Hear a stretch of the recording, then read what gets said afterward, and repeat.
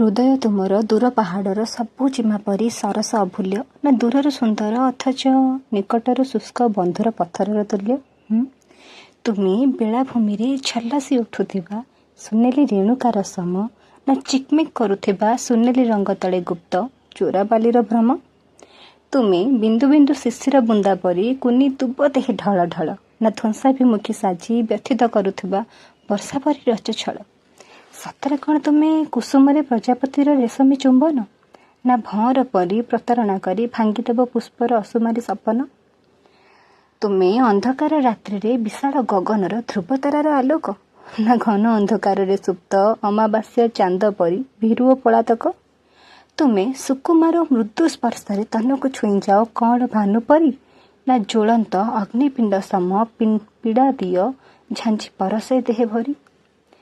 जिते थर देखे मु तुमको अबाक होई चाहि रही एते निछक प्रेम रे केमिति केही मो सह छंदी हेबा पई चाहे।